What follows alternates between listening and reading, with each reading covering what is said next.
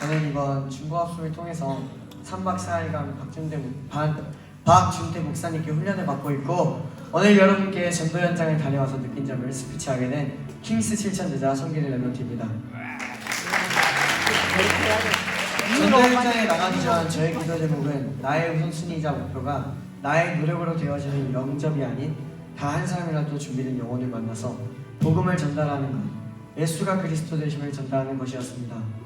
전도는 내가 하는 것이 아니라는 생각을 하고 나니 현장에 도착을 했을 때 전도가 두렵지 않았습니다. 그래서 저도 모르게 눈에 보이는 사람마다 교회 다녀보신 적이 있으세요? 예수님이 누구신지 아세요? 라는 질문이 서슴지 않게 나왔습니다. 그러나 하나님께 기도하지 않고 무작정 전도를 하는 것은 하나님의 뜻이 아니었습니다. 시간이 지나고 나서야 예비된 영혼을 향한 기도가 나왔습니다.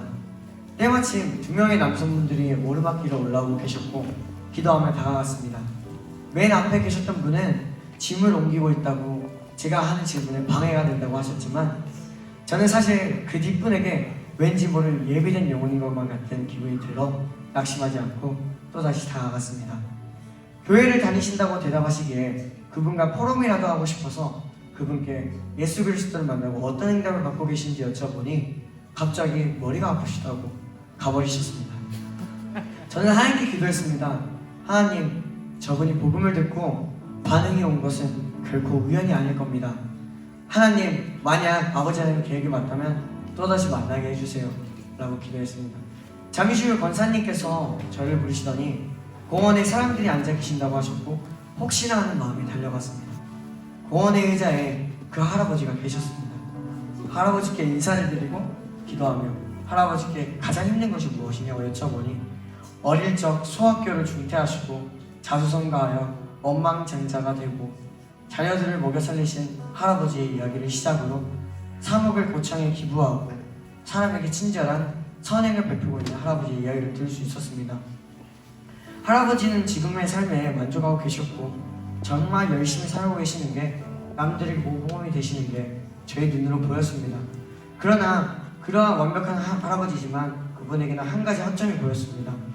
저는 그분의 이야기를 듣고 나서 선행과 노력만으로 천국에 갈 수 있는 것이 아님을 확실히 전달하였고 그때서야 할아버지께서 복음을 궁금해하기 시작하셨습니다.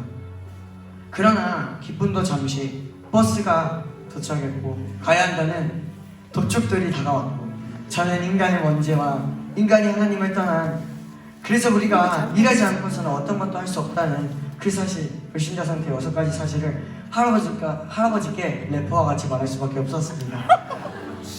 불신자 상태 6가지를 말하고 예수가 그리스도심을 말하려고 하는 찰나 랩런트 2명이 다가와 더 이상 안 된다며 끌고 가려고 했습니다. 1분이면 된다. 저는 그렇게 억지를 내며 끝까지 때를 쓰며 1분이라도 남아있겠다고 달려가겠다고 이야기를 했습니다.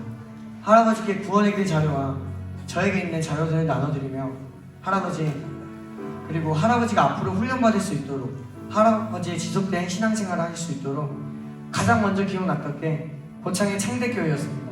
고창 창대교회에 가서 제가 알려드리지 못한 그리스도가 무엇인지 누구신지 여쭤보라고 꼭 부탁드렸고 이번 계기를 통하여 깨달은 것이 있다면 전도는 제가 하는 것이 아니기에 할아버지께서 저와 헤어지신 이후 구원의 길을 통해 영접을 하실지는 저도 알 수 없습니다.